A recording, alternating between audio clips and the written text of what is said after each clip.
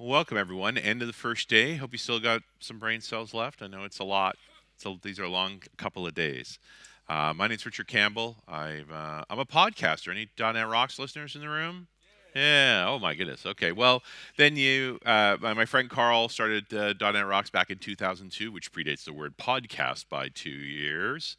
So that's why we call it an internet audio talk show because we're not clever enough to come up with a word like that.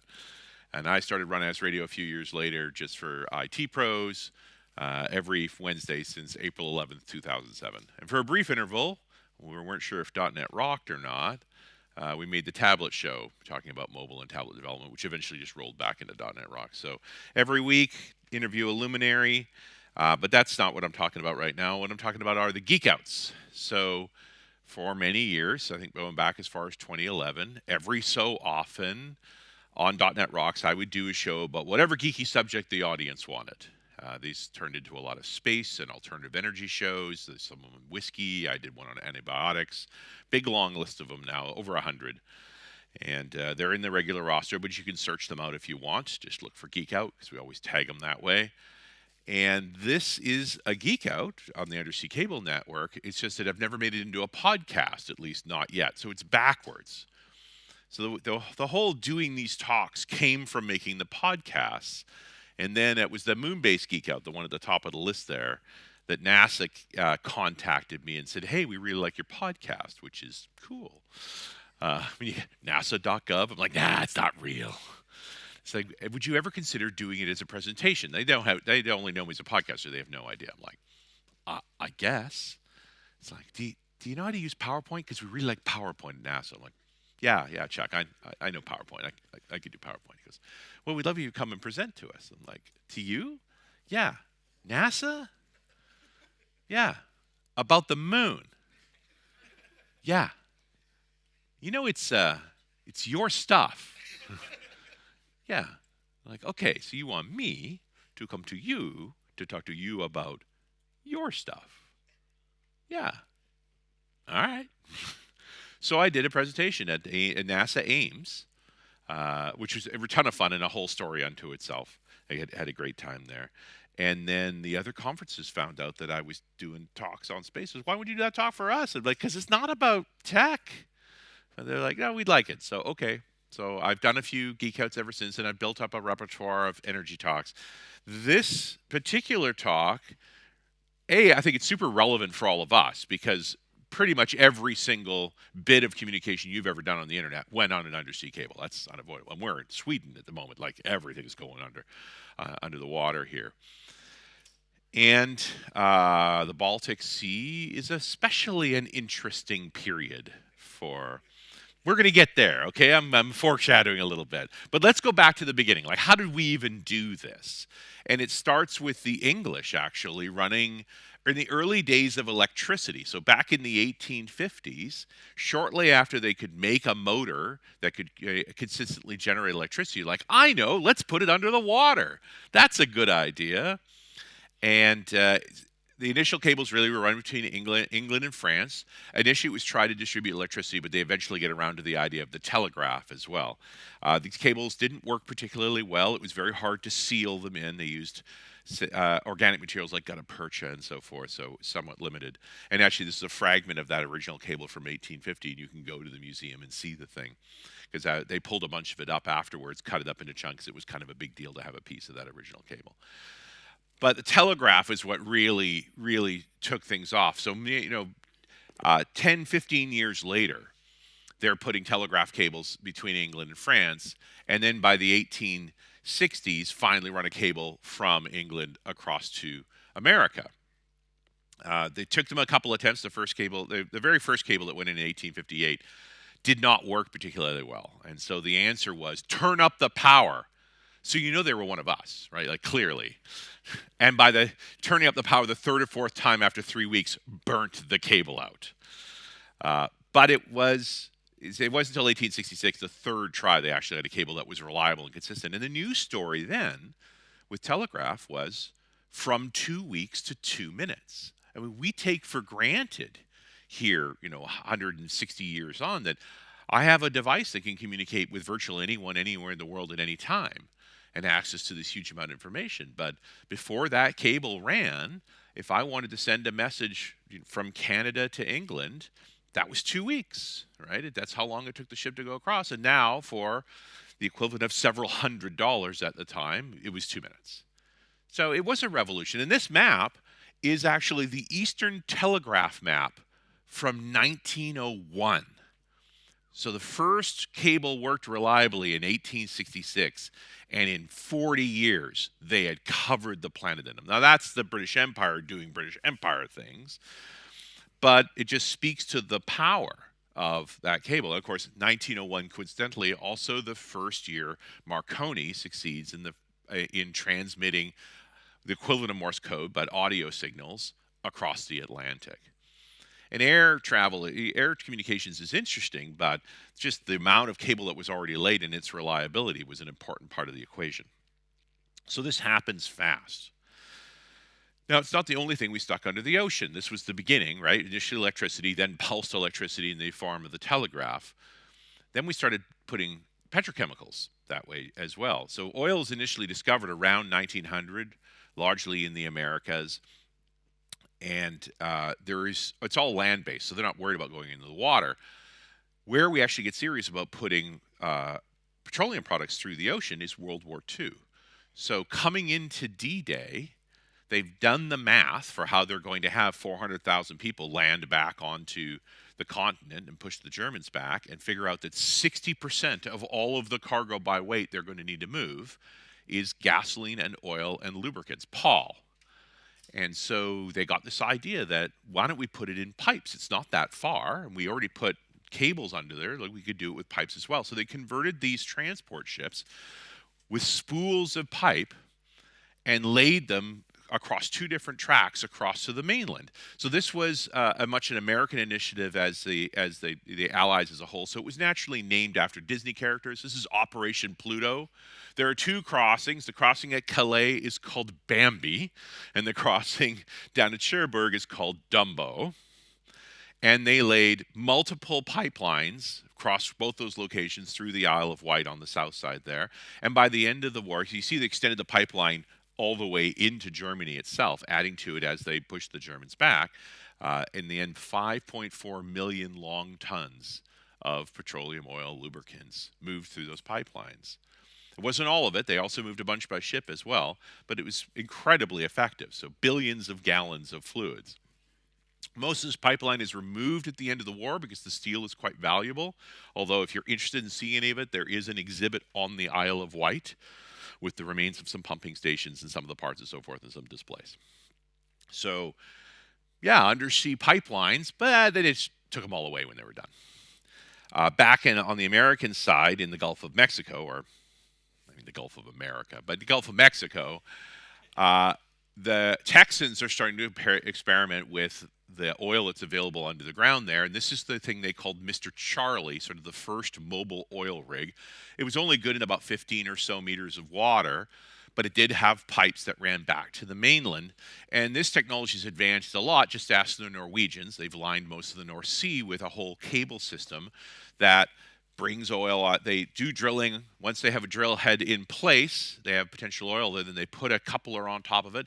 They're pumping water down into it to replace the oil as it's coming back up. They even have gas separators there, so they'll have a separate pipeline off for natural gas as well as oil products that will either go to floating buoys that can be lifted by ships, or onto derrick systems and even to shore. So it's a whole network of pipelines. Now, these pipes are big. They typically, especially the natural gas ones, they'll be steel cased in concrete. They sit on the bottom, so the concrete is primarily to protect from abrasion, but they're absolutely sealed. And they move oil, natural gas, and a variety of other products all over the world. There are various kinds of pipelines wherever it makes sense. So that starts in the 1940s and 50s. We get over to telephone about the late 1950s. So the first undersea telephone line is between the UK and in Canada. This is they call creatively the transatlantic telephone line, or TAT. So joint venture, they laid 2 cables down in the 1950s. It's operational by 1956. It can take 35 telephone calls and 35 telegraph calls. That wire ran from 1956 to 1978. Typically, you have a 20-year lifespan. And was at the time in 1956 it was $12, which is the equivalent of about $150 today for a 3-minute call. Remember when you used to pay by the minute for phone calls? Yeah. That wire itself would be a bundle of those cables. Each one of those calls was a separate strand inside of this cable. The casements of copper are to transmit enough electricity for the boosters that are needed about every 50 kilometers or so, and then wrapped in layers of waterproofing and armor to protect the cable. The boosters are big, solid blocks, roughly 3-4 meters long. All of those individual strands are broken up, run through an amplifier to stabilize the signal, and then consolidated back into a watertight cable. And so all that copper layers you saw on that wire are actually to get power to these things. So that TAT1 wire that ran from the UK to Canada had 51 repeaters in it. And so you're just sending DC down to run them along. The TATs, of course, continue to evolve, more and more wires. I think the last one was, they ran all the way to 2020, so you get more to this network. And like I said, virtually every bit of the internet, and we haven't got the fiber optic cable yet, here moves under the sea. A lot of people are excited about space and the idea of moving satellites around to transmit data. I have a Starlink node on my place as a backup internet connection because I'm kind of out in the wilderness. Lots of other folks have them. It's about 1% of data that moves across the Starlink network at this point. There's about 7,000 satellites, and the Mini 2, which is the current generation, there'll be bigger ones coming, can move about 60 gigabits of data each. So in an optimal conditions, fully loaded, 7,000 satellites moving maximum data, that'd be 420 terabits of data. Today, one modern undersea cable moves 480 terabits of data. There are 1,700 cables. We're not going to fix this with satellites. You cannot possibly have enough satellites to move the kind of data we shove through fiber optic cable under the ocean. Fiber optics changed the game. Our ability to densify data into light was a revolution. So this starts in the 1980s as we start to get really good at making extremely pure glass and good lasers. Right? That's the combination of ingredients. Each of these strands is between 50 and 120 microns across. Typically in a fiber, they're going to be cladded up with different layers. One is the innermost one is reflective, so that it keeps the light in as much as possible. They'll have various coatings to stop those things from being abraded, and then various protective members. Fiber is very, very thin. The size of the inner core is going to depend on the kind of light you want to put through it. So typically, we'll make extremely narrow fiber for single mode, where we only want to use one frequency of light. That's for very long-range communications, like hundreds of kilometer style communications. Typically, we use multimodal fiber with as many frequencies because we're trying to get as much data down each fiber as possible. Because the different frequency of light are different lengths. This is in nanometers. So your ultraviolet light's running down in the 400 range, your infrared light's running in 700 range. And so they reflect at different rates, and different lasers are good at different frequencies. So you have this combination of size of fiber for reflectivity and the quality of laser you can make at different spectrums. We can't make every frequency of laser easily. Some are much more difficult than others. So typically you'll have a half a dozen different frequencies moving down a given piece of fiber. Now, to make the fiber itself, you start with these big glass billets, or what they call a preform. So they make them as tubes initially, mostly out of pure silica, as pristine as they can possibly get it, and then they literally coat it in a soot, typically with a few different compounds on the inside, to be able to increase its reflectivity. The job here is to keep the laser light in the glass tube as much as you possibly can. These preforms or billets are 3 to 4 meters long and maybe 60-70 meters in diameter. They're big blocks of glass. And then to make them into a wire, you melt them in a crucible. So they're placed into the crucible with a heating element that then literally allows it to drip out of the bottom of it. And this crucible is sitting at the top of a tower, 30 to 40, 50 meters tall. So the glass is pouring down. It's measured, sometimes cladded, and at the bottom it's cool enough to be wound onto a capstan. Depending on the size of the fiber you're making at the time, your pour could take a 10,000 kilometer strand is about 4 days to pour with a series of billets off of the crucible. And then when you're finished making the fiber, you test it to see what you made. It's much like CPUs. The quality varies a bit, and so it's kind of you have to test it to actually assess it. We get a really good one this time. How is the humidity conditions ideal, and so forth. And you'll have lower grades and higher grades, and so they can't be absolutely certain of the grade of any given fiber they're going to make until they actually test it. And these winders run all of the time now. I've had the opportunity to tour the Corning facility where they're doing this, and yeah, you melt glass 40 meters in the air, it drips down. That's how we communicate. If it sounds insane, it's because it kind of is, right? But we've really perfected this methodology of assembling this thing into individual strands. Now, this is a nice rendition of what an individual strand looks like. But when we start talking about undersea cables, we're going to bundle a bunch of them together. And so now you'll have an outer jacket and an inner lining and groups of fibers in individual tubes. The main thing with that tight-fitting cable is it doesn't have a lot of give in it. And so normally they'll suspend, like in this case, 8 fibers in a gel tube. So it's very protected, it's flexible, it can handle conditions changing. Now, this is a pretty high strand cable, so you probably wouldn't have quite this many in an undersea cable, right? That 48 fibers is a lot. Typically today, it's 6 to 12 fibers per cable. We're starting to see 24s now. That comes down to mostly problems with the repeaters. But when you're going to make undersea cables, and I've got pictures here from the companies who sell them, you vary your coatings on the outside. So all the way on the right, this is a 6-strand.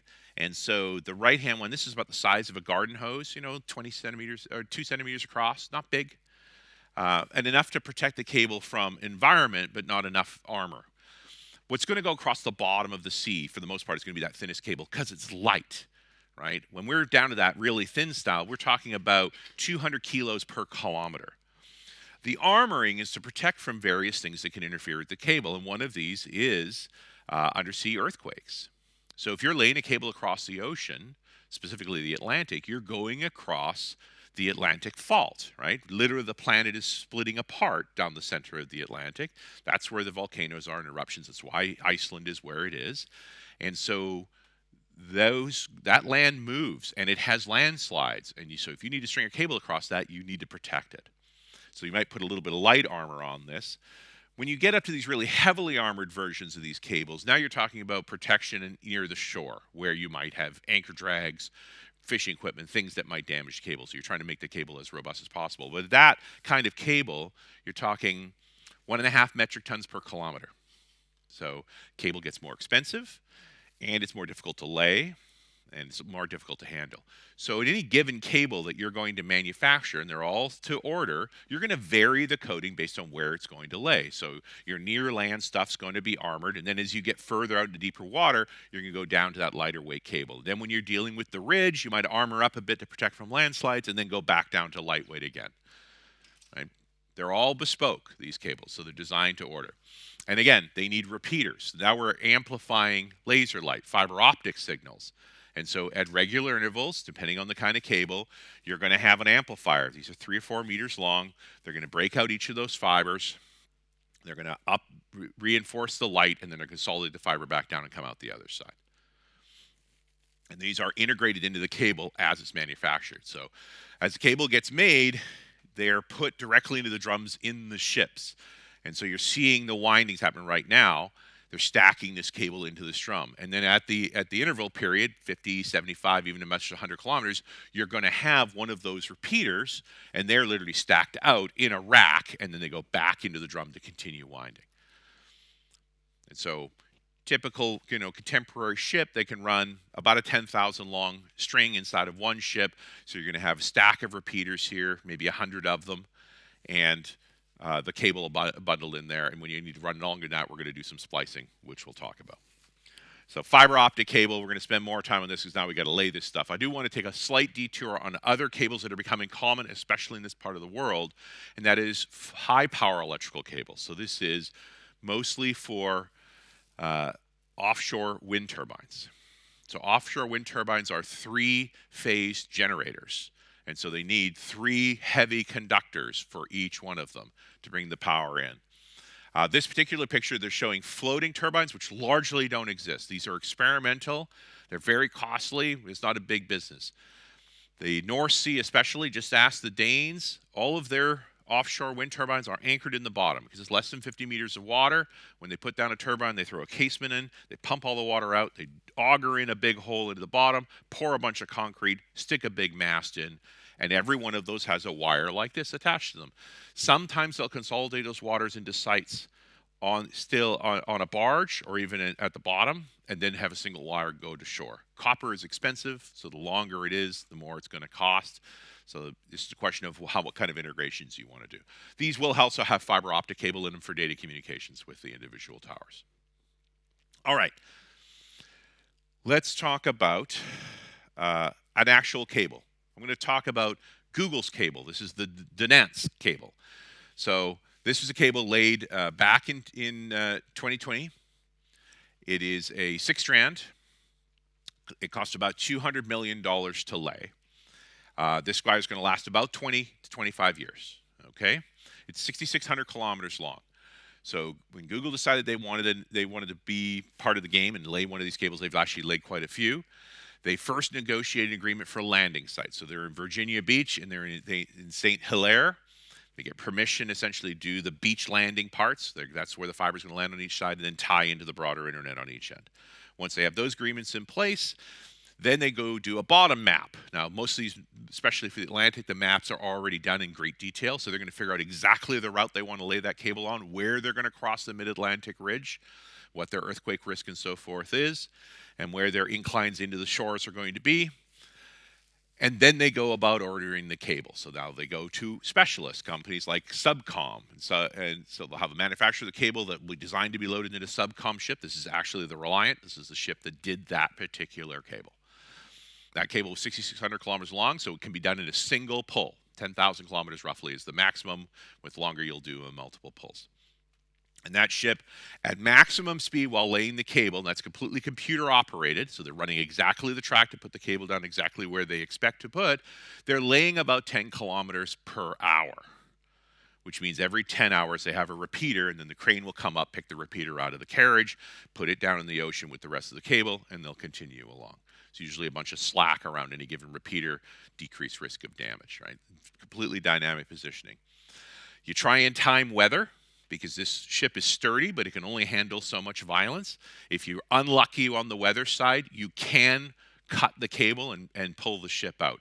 Sometimes they'll put a buoy on it just to leave it floating in the ocean, go back. Otherwise, they'll pull it off the bottom, repair it, and refuse to it, and continue on. That did not happen in the case of the Nant cable. They laid it in 6 months, one try, perfectly. Relatively rare to be that lucky. The hard parts are the ending parts, getting onto the shore. Right? And so that's when we deal with trenching and the beach manholes. So a trencher is a kind of plow that puts that cable under the bottom. So you're trying to make sure that it's not easily damaged. It depends on the kind of bottom you have. You're hoping for mud or sand. If it's rock, that's problematic. You can only do so much in that respect. And they'll, at least when they're under 200 meters of water, they'll be trenching it down as far as possible. For a long time, this was only a meter. Recent events have encouraged them to develop sleds now that go down 4 meters, aka longer than most anchors. The way they'll actually do this is they'll start at the beach manhole. So this has been dug in at the edge of the beach. And this is the anchor point where they'll start the cable here. So they'll drag the cable ashore, anchor it off here, connect the sledge to it, and then drag the sledge out, burying the cable down the beach as it goes, and then ultimately along the bottom till they get out to a deep enough part. And then they continue across the ocean. These beach manholes are very exciting places. They look more or less like this. So on the left side, we have what's called the wet side. This is the piece of fiber that goes out across the ocean. It comes into a termination unit that then binds to another piece of fiber that goes up to the landside breakout. So this is the cable landing station. This will be away from the beach, not too far, relatively close. They're very nondescript buildings. They have fences around them that say keep out. They don't want people around these places.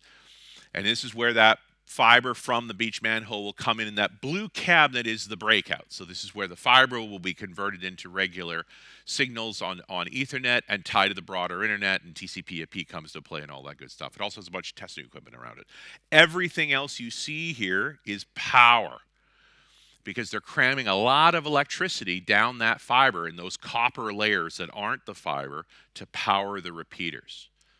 And this is where the challenge in maintenance comes in, is as earthquakes and things happen and the cable takes damage over time, they're always measuring the behavior of the repeaters. They can talk to repeaters individually and try and figure out if there's cables that are starting to fail, should they transfer loads off, and where breaks and so forth happen. Because cables get damaged, right, once in a while. Typically, there are faults in cables on normal years. The past few have not been normal, about 100 to 200 per year. That's just weather, undersea activity, accidental damage, that sort of thing. And there are teams of ships designed to deal with that. So if it's going to be if it's an earthquake damage, so we've had a major landslide on the mid-Atlantic fault and it's stretched and damaged a cable, you'll send out a ship designed to do this. This is also Subcon. This is the Intrepid. This is a splicing ship. And so the splicing ship now goes out to where the damage might be. Because we have access to the repeaters and we have all that control equipment, we can usually figure out within a few kilometers exactly where the damage might be. And the ship will go out to that area and start looking for the cable. They'll then start sending pulses down the DC line, the power line, that they can measure with a magnetometer. And where that signal stops is probably where the break is. Now, we won't send a fancy ship like this if we have shoreside damage or shallow water damage. Then they'll use a barge. Barges are a lot less expensive, although they do have impellers on them to hold exactly in place over. But equipment-wise, they're essentially the same. They have a bunch of extra cable, they have a splicing room, they have a derrick, and they have ROVs. These ROVs are big. This is sort of SUV sized, designed to work on the bottom. It can do minor repairs on the bottom, but its main job is to find the cable and assess the damage, and then they can decide what to do from here. Typically today, because of things like Starlink, the ROV operators aren't on the ship. They're working from home, because you don't have more people on the ship than you absolutely need to have there. So they're all working from home. But one of the typical thing that you need to do is do splicing on the surface. And so they need to bring the cable back up. And now it's all, if it's badly damaged and split in half, they'll then mount a mast to each half and then derrick those halves up. If it's minor damage, they'll actually build a frame around the damage and then lift it as a group. So your derrick can then pick up the cable. This is actually going the other way. They're about to put it back down with the splice in place. The white box on the left is what they call the splice room. So after the ROV's done its job and rigged the cable so the derrick can lift it, they're going to pick that cable up whole, and they're going to slide the roof of the splice room opens up, and they put the cable down into the splice room, and then the techs get to work. Cut away the damaged parts of the cable on each end and start to do some fusing. Sir? So typically they have a spool on board, and they're going to add another couple of kilometers to the cable on the splice. Right? So they're going to lay extra from where the damage happened. But yeah, there's always a bit of slack in the cable. There's enough room to pick it up, put it down, move it around a bit. The cables sit on the bottom. The floats are unnecessary. They're buried until we get to at least 200 meters of water. That's about the point where it's hard for the trencher to work anymore anyway, and then they just sit on the bottom. Sharks don't attack cables. Lots of people think. In the Mid-Atlantic Ridge, they cross it. And they pick spots where it's relatively stable, where the landslides and so forth are rare. So there's good hydrographic maps figuring out this is a low slide area. We'll tend to want to run there. The usual thing that happens when a slide happens is it grabs the cable and pushes it down. And then one of the challenges for the ROV is how far can it dig it out? And sometimes they can't, and so they'll just cut it, float that half off, then go find the other part they can find, and then you have to fill the gap. So, but the cable's valuable. It's a $200 million cable. You can mess around for a while to try and get that thing up and running again, depending on how old it is. You know, once it's only got a few years left, they can even abandon it. Yeah, laser repeaters are an interesting bit of technology, actually, and it's the limiting factor in fiber optic cable undersea systems right now, is the ability to actually take that laser light at those gigahertz frequencies and re-amplify them. What happens when the light is bouncing down the fiber is that it sort of smooths the edges off. So really what you're doing is you're re-digitizing the signal. You're taking that smoothing and making it sharp again, right? And that adds a little bit. So effectively you're adding energy to the equation, which is why you have power down in the first place. But the main thing here is you're taking the fuzziness off of the signal, right? This is an encodement strategy called ADP. And so it can be tolerant of less precise signals. But in the end, we are still talking zeros of ones just trillions of them per meter, right? And so what's happened is the 1 is in his 1E and the 0 is in his 0E. And so we have cutoffs to clean them up, sharpen them, and then send them on. And that you can do that about every 100 kilometers. Make sense? Okay. So yeah, a big piece of cable gets added in. New splicers get put in place. They have whole splice kits for that. You can see them actually sealing this one off. It's about done. But they have the usual few. In the end, it's still a fiber of every other kind of fiber. If you ever played with this stuff, there are fusers. You're literally taking the glass, lining it up with the two parts. You're looking through a microscope to get it perfectly aligned. Then you heat it to fuse it sealed. And then you spray new cladding onto it, seal it back up. And then it goes into a bundle. And again, there's 6 to 12 of these. Now we're starting to see 24s, mostly limited by the repeaters. And then after the repair is done, it's armored up. It's lifted by the same derrick system back out of the roof of the splicing room, put back into the ocean. Right? They'll test it before they put it down just to make sure they've actually got it working correctly and they're happy with the signal quality on it. It's an interesting business. There's like less than 100 of these ships in the world. They're all specialists. They do it, and they're working on cables all of the time. Right? We're steadily laying new cables as the old ones expire, age out, and you're always increasing bandwidth.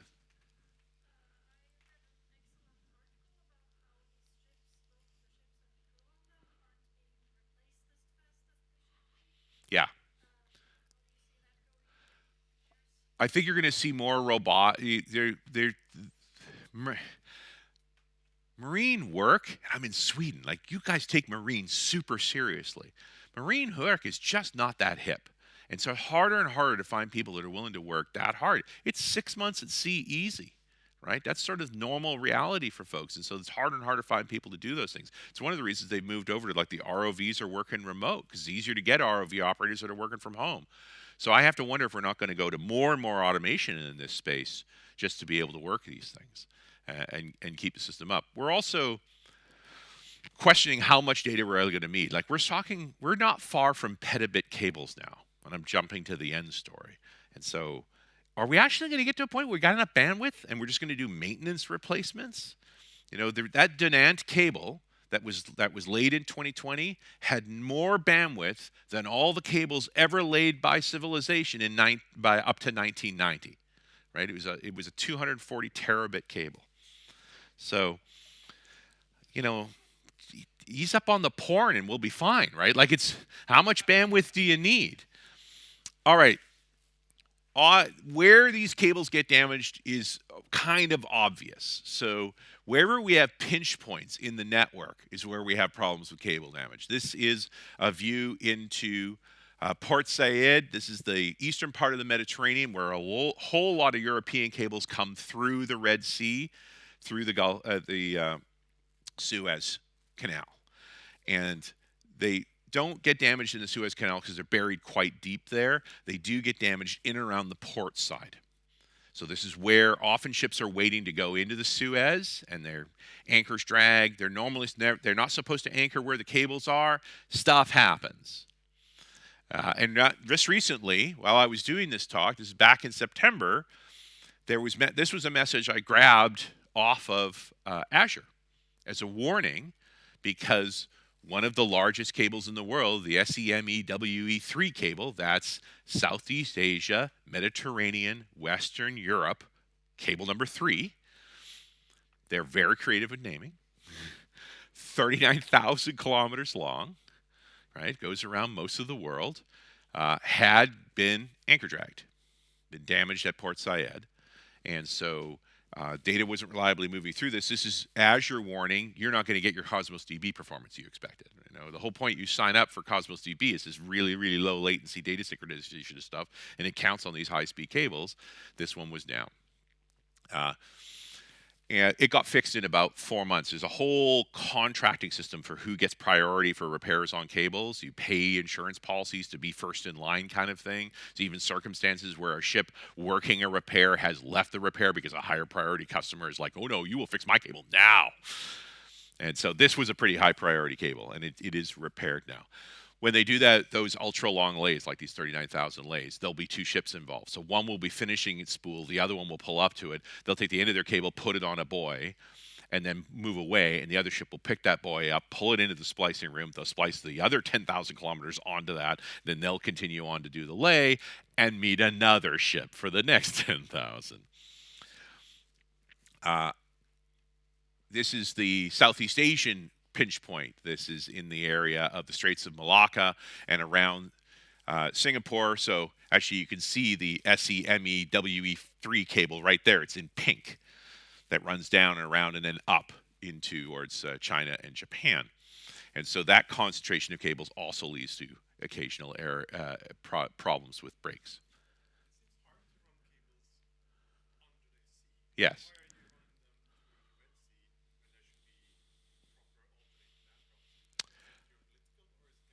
It's a little bit of both. Yeah, you need different permits if you're actually going to run across land, and nominally they're more exposed if easier to repair. It is Egypt, right? So the nice thing is once you get them under there, they're largely left alone. It's only in the anchorages where there's problems. And so you kind of every inch of an above ground cable is exposed more or less. So it is a great question.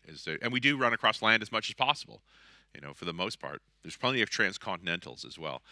There's a lot of Cold War, and conflict related to all of these cables, which means we should talk about the North Sea, obviously, sir. Yes. Sometimes, but rarely. The ocean floor is way bigger than you think. Most people are moving in the same direction, so the chances for crosses are relatively low. And when you go to pull a cable, they tend to slide away from each other anyway. But one of the jobs of the ROV is inspecting the site to get ready for a pull, is you are looking for what are potential conflicts. But it's rare. That's not usually a problem. All right. Well, the real issue with Finland, with the Baltic Sea, is it's really flippin' shallow, right? That's the issue, and so anything laid across the Baltic is exposed to potential contact. Going back, in doing the research for this, I ran into a set of stories by the Norwegians back in 2021, long before the current battery of crazy was going on, where cables running up to Svalbard were damaged. And there are pretty good tracking systems now for virtually every ship moving around on the ocean these days, the AIS system. And so as they went after the cable had been damaged and they're curious, why did this happen? They start running back views of AIS data and find there was this Russian trawler that crossed over the cable like 160 times in 24 hours. Like they were practicing badly. And so they repaired the cable, got operational again, but it was sort of a sign of things to come. So coming into 2022, when everything got a whole lot more exciting, we did have some pipeline issues. Starting with the Nord Stream pipes. So this is September of 22, shortly just a few months into the Ukraine conflict. Back in 21, Russia was supplying 45% of EU gas through the Nord Stream 1 pipelines. The Nord Stream 2 pipelines were finished but never used.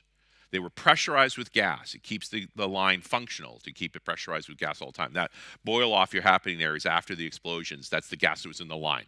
The pumps are shut down. It was just the pressurization in the line. So Nord Stream 2 was never ever used, although it was blown up along with Nord Stream 1. Who did it? Good question. There's been a whole lot of folks trying to. It seemed to be a pretty good false flag story about it being Ukrainians, except it was Russian explosives that were used, and the Ukrainian guys seem very set up, and apparently the Swedish military knows it, just not saying.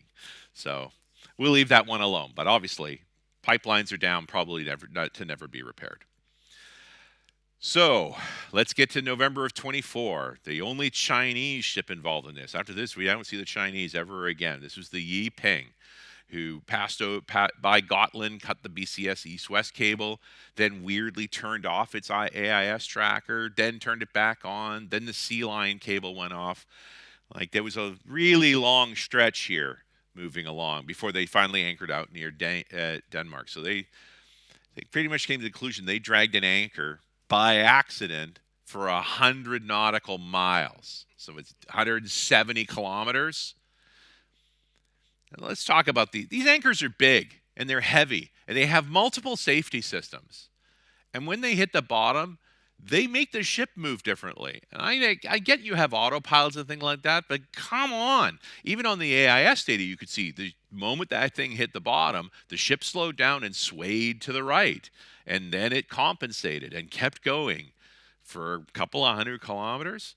Anyway, the Danish public television network rented a drone and flew it out to the Yiping and showed that it was missing an anchor. And that sort of kicked off some fuss. And then there were some Chinese officials and so forth. It was declared an accident. Everybody apologized, and the Chinese went on their way, which is fine. Anchor drags happen, right? I mean, that is a thing. This one's bizarre. The fact that it happened again less than a month later, this was the Eagle S. Now it's a Russian oil tanker.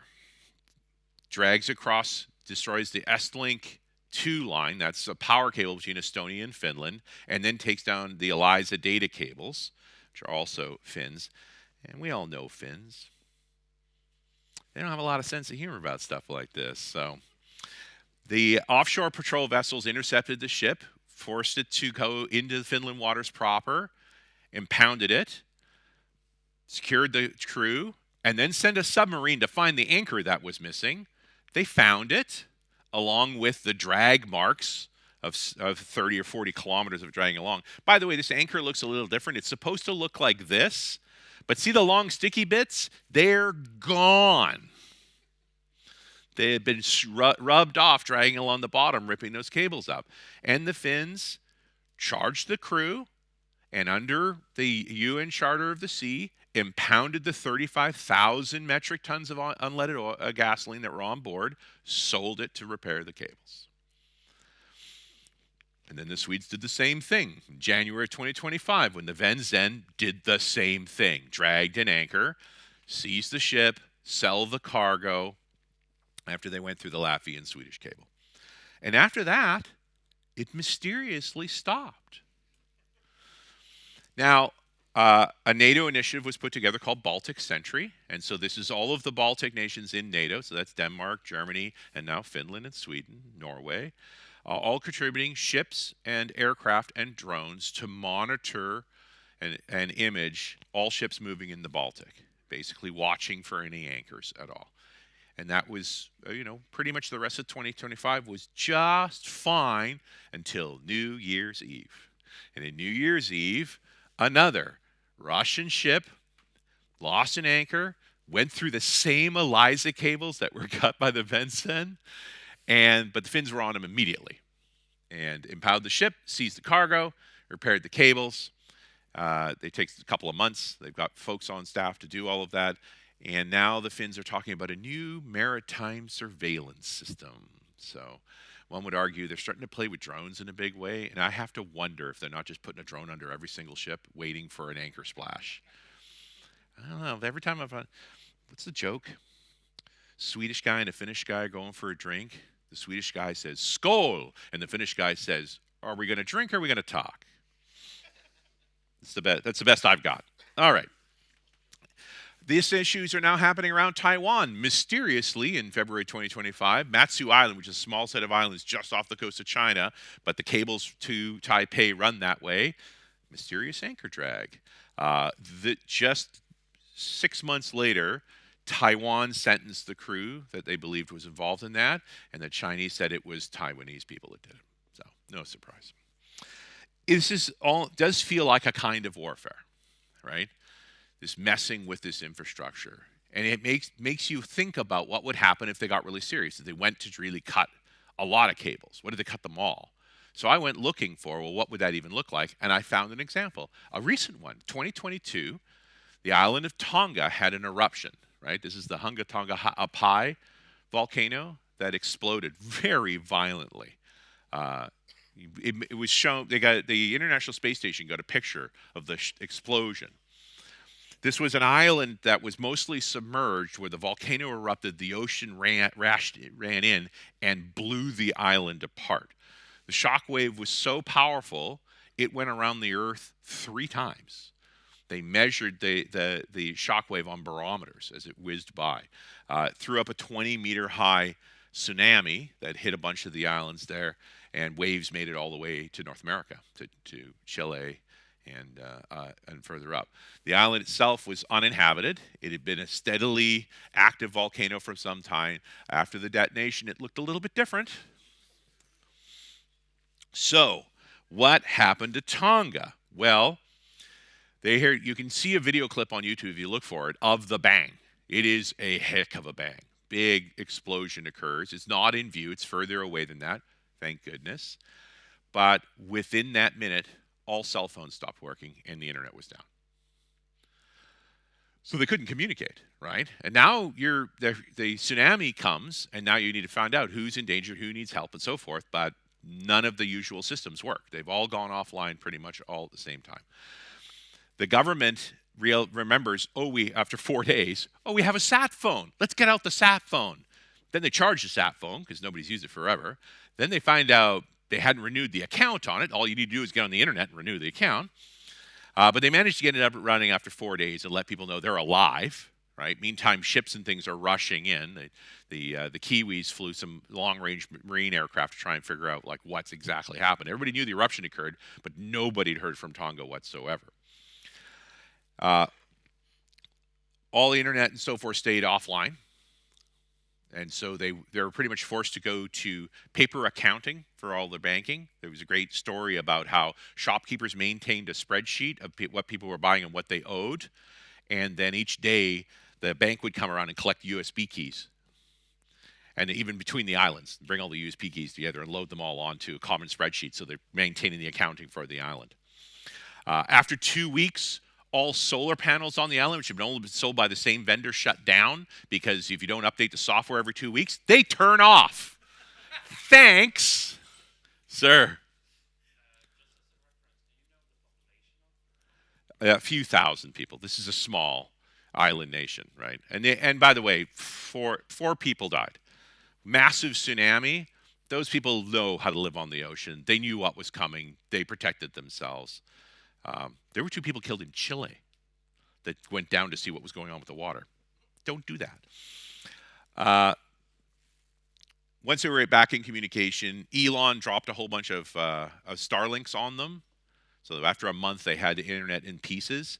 The reason the cell phone network went down, every cell phone has to negotiate with its tower, right? It's a normal part of the process. And there's an authentication mechanism. The authentication server was in Fiji. So, hey, keep a local authenticator. They would have still had their phones, at least, even if they couldn't gotten off the island. So what happened? Why were they offline? Well, here's the cable area network in the area. The volcano, see if this part works. There it goes. The volcano is about here. So when that explosion went off, it blew this cable away. That entire cable was gone, and a big chunk of it here was gone. Over 100 kilometers of it missing. So obviously the cable was down. They knew that much. So they call out the subcom folks. They go to start tracking the cable and realize we're missing 100 kilometers of this cable. We're going to have to go make more. They didn't have enough on board. Normally you're splicing in a couple of kilometers. 100 is a lot. So it took 6 months to get the primary cable back to Tonga and 18 to get a new cable laid to the smaller islands. And in the meantime, they just had to function without. So there's been a whole conversation now, that was only 4 years ago, about how do we make these systems more resilient? And subtle things about disaster response and keeping your sat phone charged and the account active and, smart things. Because we've dealt with oceanography stuff around military for some time, right? Another piece of undersea equipment was the hydrophone network. So in the Cold War, because we knew the Soviets were coming out of Murmansk and Archangel up in the Barents Sea, and they wanted to come down into the Atlantic Ocean, so NATO laid a network of hydrophones from Greenland all the way to the UK. And American hunter-killer submarines used to wait at that gap, and those sensors would identify any Soviet subs that were moving, and then the Americans would send a hunter-killer submarine behind every single Russian submarine at all times, always. Most of this didn't come out till the Cold War was over, and they found out, oh no, we knew where every one of your subs were. We were following them. right? So these were floating sensor arrays anchored onto the bottom. They have a release system if you want to service them, and they have a set of hydrophones on them going up. We've never really seen the old Cold War hydrophones, although one of them washed ashore in Iceland once, and so that's the best image we've ever gotten. It. A lot of this network still exists, by the way, and it's largely not used for the same things anymore. A lot of it's public. They do a lot of tracking of whales and other undersea life. It's also how they detect underwater volcanoes and earthquakes. They have a particular acoustic signature, and the new sensors are so sensitive they pretty much cover the entire bottom. And they use internet technology, and so they're continuously online. If you remember the Titan submersible implosion, that was detected by this network. Just took them time to realize that is what had happened and then go back and find the data so that they actually knew that the submarine had actually imploded. All right, last few points. So obviously the move towards drones and contemporary technology is opening a door to a lot more continuous data on the bottom. So there's a whole conversation. I got to think that Taiwanese Strait between Taiwan and China right now has a whole lot of drones in it. Because these modern contemporary drones, they run for months under instructions. You know, again, I think what the Finns are talking about with their new marine surveillance system, which they're not doing through NATO, they're working with the EU on. I think it has to do with tracking everything moving in the Baltic. So our culture is changing around all of this. Meantime, we're still putting down more data all the time. Current generation cables now are at 480 terabits with an expectation to go to 960 in the next year or so. So a petabit per cable.